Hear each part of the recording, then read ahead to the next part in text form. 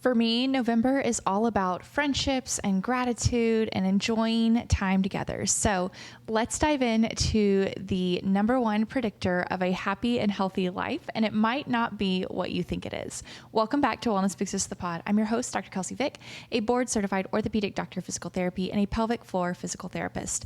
So every year so far, this is only year 2 of the podcast, but I've done some version of this episode because I really do think it is so important to talk about this side of wellness, and what better month to do it in than November, where we're already focusing on gratitude and friendships and relationships. We're about to start the holidays with American Thanksgiving and Christmas and all of the other holidays that sort of surround this time of year. So I always like to do an episode on this topic because as much as we talk about our musculoskeletal system, our physiology, neuroscience, mental health, physical health, spiritual health, all of that sort of stuff, the actual number one predictor of a happy and healthy life has been found and researched to be the quality of your relationships. So I feel like it's very important to chat about it because we can get so caught up in all of the biohacking and the physical and the learning about our bodies, when a lot of the time it is that happy hour with friends that can be more important than your hour gym time a week. Investing not only in your physical health, but also in the quality of your relationships is huge for our overall health and wellness. So I'll link the episode that I did last year on this exact topic so that you can refer back, but I'm going to update the research a little bit, present a few new studies, present a few of the older studies we talked about last year, and just refocus and reset and just give an alternative way of viewing health and wellness more than just the physical, more than just the musculoskeletal, more than just the neurological. I really want to put all of that aside and chat about the importance of relationships and quality relationships, especially as it relates to our overall health, but then also our happiness. So let's get into it. We're going to start off by presenting a few of the studies and the research on relationships and how they relate to different components of our health. And then at the end, I always like to do a little bit of a Friendsgiving guide and things that I look for when hosting Friendsgivings or things that I like to pay attention to when hosting Friendsgivings. So it'll be a fun little girly chat about the importance of quality relationships, and then also a little bit of a Friendsgiving chat at the end if you are going to be hosting a Friendsgiving. So one of the most popular studies in the field of relationships is the Harvard study of adult development. And it's been going on for 85 plus years. There's been different directors throughout its time. It started off males. Now it's starting to incorporate more females. So it's one of the longest running studies, and it's the sort of probably number one study that is referred to when talking about how important relationships are in our lives, in our health, and our happiness. So it's an 85 plus year study on the top contributors of lifelong health and happiness. So they didn't really even start off researching about relationships. That's just what has been shown through this study, is that relationships are super important. And now they're actually getting to the point where they're studying the kids and the grandkids of the original participants to see what is the genetic component. If someone has high quality relationships, how does that affect generations after them? So the primary finding of the study has been strong relationships are the primary predictor of long-term health and happiness. Those with the warmest connections towards others were less likely to develop heart disease, diabetes, arthritis, and they had better immune system function and better recovery from sickness. Overall, they say social fitness might be even more important than physical fitness. And I know, gasp, Kelsey, the doctor of physical therapy, is saying that. But this study is one that I like to point out because we can get so caught up in the weeds with all of the physical that we forget one of the most important things that we can invest in is our relationships with others. So Dr. Robert Waldinger, the current director of the study, says that loneliness kills. It's as powerful as smoking or alcoholism. So let that sink in a little bit because that is a very strong statement to make. Another landmark study in this field came from Holt and Lundstedt in 2010. They did a meta-analysis on social relationships and mortality. So a meta-analysis is basically the top tier research. It pulls together a lot of the top quality studies and analyzes them across the board as a whole. So it groups together the top studies in a field. So overall, this pulled together 148 studies with over 308,000 people. So their findings were that people with stronger social relationships had a 50% increased likelihood of survival compared to those with weaker social relationships. And this was consistent across age, sex, and health status. And this is one of the first studies to show that quality relationships can actually help us live longer. This year specifically, I wanted to look into how females benefit more from relationships compared to men, or what are the differences between how females benefit from a relationship compared to men, or how do we go about forming relationships? Are we better able to form those deeper connections? I wanted to compare female to male when it came to quality relationships. So for female specific, a woman's health generally benefits more from quality relationships compared to a man's health, but it is also more negatively impacted by social isolation. So on either sides of the extreme, we benefit more from quality relationships, but we're also more negatively impacted by social isolation. Women are better at providing social support, relying on social support, and disclosing important parts of their stories, which helps to build that social connection. So all of these are, of course, associated with friendship. High quality female friendships specifically lead to lower blood pressure, reduced cardiovascular disease, and a 60% lower chance of premature death. Quality female friendships can also help lower cortisol levels in women who regularly engage with their close friends. Dr. Taylor out of UCLA, who's one of the primary researchers in this field, found that when faced with external stress, women gravitate towards each other to help cope while also taking care of others to help cope with that stress. So she called this way of handling stress the tend and befriend theory, or the tend and befriend way of handling stress versus the fight or flight response that we're all very familiar with, where women naturally want to take care of others, and we also want to befriend others when faced with that external stress. Which I thought was interesting because I do feel like women in general are more open with each other, more willing to ask for guidance or help or sort of bond over challenges, which can be that befriend part of the equation. But I hadn't really ever thought about the tend part of the equation, where we, when faced with stress of any kind, we want to start to take care of others, which I feel like is a real special thing about being a woman, I guess, that when faced with stress, one of our immediate reactions is not to fight or flight, but possibly to take care of others, which I think is really beautiful. So Dr. Taylor says this whole process of tend and befriend is mediated by oxytocin release, which in turn can help lower our cortisol levels. So that's with female friendships specifically, but I also wanted to dive into our social fitness versus our physical fitness. So how are our bodies, our minds benefiting from spending time on our relationships and improving those quality relationships, or investing in those quality relationships, versus our physical fitness? So what is the comparison and contrasting nature of social fitness versus physical fitness? So from the physical fitness standpoint, a high VO2 max reduces mortality by 41 to 53%. And a VO2 max is just, you can think of it as a measure of our heart health. So comparing that to our social fitness, strong social relationships, there's a 50% increased likelihood of surviving. So it's very similar, 41 to 53% if you have a high VO2 max, so a high physical capacity, but a 50% increase in the likelihood of survival with strong social relationships or strong social fitness. So I thought that comparison was interesting. Loneliness is associated with an increased risk of obesity, physical inactivity, and an unhealthy diet. Obesity and social isolation combined leads to a greater mortality risk. So physical fitness, social fitness, very closely connected. And if you add in isolation to the equation, that can lead to poor physical fitness measures or statistics. And if you combine them together, overall worse health for men and women. So overall, quality of friendships lead to, for both men and women, better coping, lower stress, improved blood pressure, and a 38% reduction in risk for dementia and 21% reduction in mild cognitive impairment.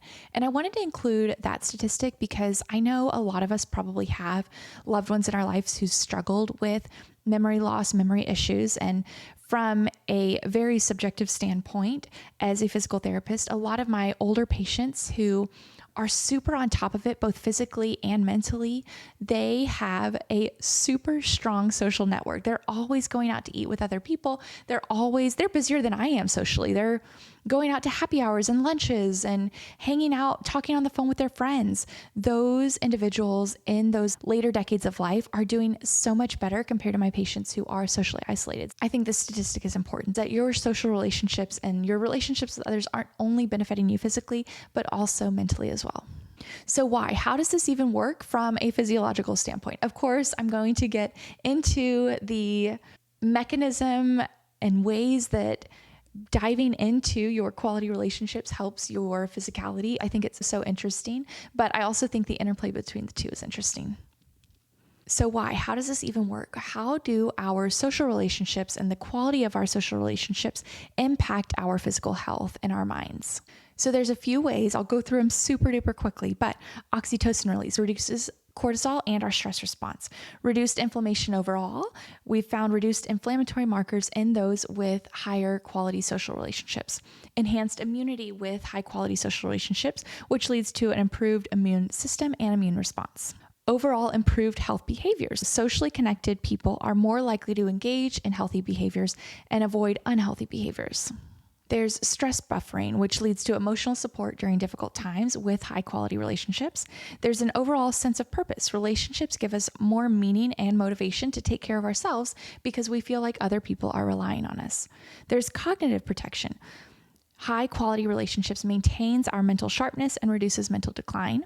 And then there's better emotional regulation, meaning that sharing our thoughts and feelings helps us to process emotions better.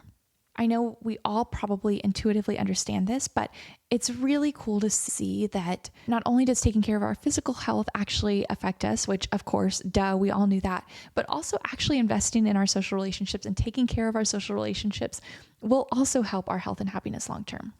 I don't know if any of you guys have played the sport of paddle or padel. I feel like it's just now making its way to the States, and I know I have a few worldwide listeners who have probably played it before, but we are really enjoying it. But in the States, it's expensive. So it's 2v2. It's almost like pickleball mixed with squash where you play off the wall. So there's more involved in playing, and it's always 2-on-2. So you have to have 4 people.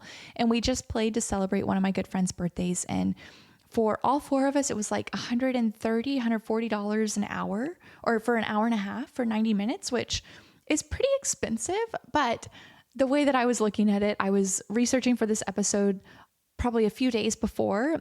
And as soon as I realized that we were going to have to be spending so much money in order to play a sport that we enjoyed, I started thinking back to researching for this episode and thinking, okay, not only am I investing in my physical health with this $130, $140, I'm also investing in these social relationships with these super good friends of ours. And it just made me smile because I was like, yes, this is freaking expensive for 90 minutes for a sport that is so fun, but I don't know, just $30, $40 a person is outrageous for 90 minutes when pickleball can be free, when tennis can be free, when sand volleyball, beach volleyball can be free, when all of these other sports that we do can be free. But investing not only in our physical health, but it also, in my mind, was investing in these social relationships because we all enjoy paddle and we all enjoy these novel movement patterns that we're having to learn for paddle. But it was a more recent example where my mindset had to flip to be like, okay, it's not just $140 for my physical health, but it's also investing in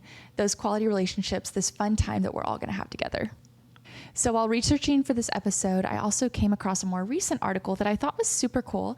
It talks about the difference between small talk and riffing and how riffing is a way to create deeper social connection quicker with strangers. And the article was written by Dr. Erica Boothby and Dr. Maya Rosinier Milon. And the article is titled, "You're Probably Doing Small Talk Wrong." And it talks about the difference between small talk and riffing. So what is riffing? Riffing is playful, collaborative conversation where 2 people build on each other's ideas and a creative, imaginative world. There's a few pillars. It's usually playful, collaborative, spontaneous, and imaginative, compared to small talk where it's just facts. So a few examples. For a traditional small talk, you might say something like, "Nice weather we're having. Yeah, it's finally warming up. I'm glad winter is over. Me too. I hate being cold. Same here. Have a good day." So you're just stating facts, and facts don't create that emotional connection with a stranger as much as something like riffing does. For the riffing version, it might go like this. Nice weather we're having, right? I feel like I'm emerging from hibernation like some sort of confused bear. Ha, speaking of bears, I bet they're all looking around. Wait, where did all the snow go? I just went to sleep. Exactly, and now they're probably having to update their Yelp reviews. Cave was great for winter napping, but the neighborhood has completely changed. 2 stars. Oh no, and all the other woodland creatures are probably gentrifying their territory while they were asleep. So in this case, you can see the same initial phrase gets a different response, and they're both creating an imaginative, creative world between 2 people. So they're playing off of each other. They're being more imaginative. They're creating, they're playing make-believe. And these are just 2 strangers who are building that imaginative, playful, creative world together, which creates that deeper emotional connection. So in another example, this one's for work, but for traditional small talk, how's work going? Busy, lots of meetings lately. That sounds exhausting. It is. I had 3 meetings yesterday. Wow, that's a lot. So you can see there's not much emotional depth there. Where riffing will go something like this. How's work going? I'm basically a professional meeting attendee at this point. I should update my LinkedIn to meeting enthusiast. Oh, you could start a whole consulting business. We'll attend your meetings so you don't have to. Genius. I'll call it proxy participation. My tagline could be, I'll nod thoughtfully while you get actual work done. And you could have a different service tiers. Bronze package, basic nodding. Gold package, I'll ask one insightful question. Platinum, I'll even take notes that make everyone else feel bad about their note taking. Stop, you're going to make me accidentally start a real business. So again, in this work scenario, you can see how small talk, you're just stating facts. Riffing, you're starting to play off of each other, create this imaginative world. And I realized with this article that a lot of physical therapists that I know, some of the best physical therapists I know, and probably some of the best service providers that you guys know, some of the best healthcare workers that you know, use this as a strategy to build rapport really quickly with their patients or with whoever they're serving. I know for me, I have to be able to build trust with patients really quickly so that they trust me with their health. And typically I lean towards humor. I lean towards asking them about their expertise, their day, their world, and joking with them if I get that vibe from them. So it's almost a 2-way street where you both have to be willing to be creative and imaginative and playful and humorous in order to successfully riff with each other. But Dr. Maya and Dr. Erica, who are both more social researchers, have established this way of riffing as a way to build those deeper social connections with strangers. And I thought it was super cool because in this season of hosting and dinner parties and Friendsgivings, I thought thinking of that might really help to allow people, me included, feel more comfortable at certain parties where they might not know as many people, because it can be scary walking into a room where your friend is hosting, but she has friends from other walks of life and other groups that you might not be a part of. And leaning on this sort of way of creating this playful, imaginative, creative, alternative reality a little bit for that brief moment can really help open up that relationship and create that friendship a little bit quicker than something as simple as small talk. So why does riffing work? Immediately creates a shared reality that only the 2 involved in the conversation know about. It builds intimacy through creative collaboration, creating something new together in real time through words, through conversation. It can be tied back to something like childhood play. When we're children, we don't necessarily go up to someone and say, hey, how's your day? Can I play with you? You just start playing and you just start creating together. So riffing takes it back to that childhood play and building relationships that way. There's also more emotional engagement, where rather than just exchanging facts, you're exchanging humor and excitement, which form deeper bonds. So the authors argue that strong human bonds form out of playful banter more so than just shared similarities or a shared reality. I thought this was the perfect article to include here just because it kind of ties in with friendships and dinner parties and hosting and this time of year where we're just talking to a lot of different people and focusing on relationships, not only the relationships that we have depth to, but also the relationships where we are forced to meet someone and understand where they came from and build that friendship a little bit quicker. And I feel like this article presented a different way of doing that compared to just the small talk that we all get a little bit nervous about anyways. So enough with the research, enough with the importance of relationships. Let's get into some of my Friendsgiving hosting tips and tricks. Or just a dinner party. Again, I know I have a lot of international listeners, and some people might not know what a Friendsgiving is. I feel like that's presented a lot on shows. I was just watching The Summer I Turned Pretty, and I think she said something about a Friendsgiving, and they were like, what? So a Friendsgiving is basically, I think of it as like a girls get together where one of my friends will host or I'll host, and we'll just invite a lot of girlfriends together to hang out. It's usually potluck style where everyone will bring a dish and you'll just chat, get together. Sometimes there's conversation starters that we have. It's just like a really warm, cozy, girly get together. So it can be called a Friendsgiving, but you can also just use these tips for a dinner party as well.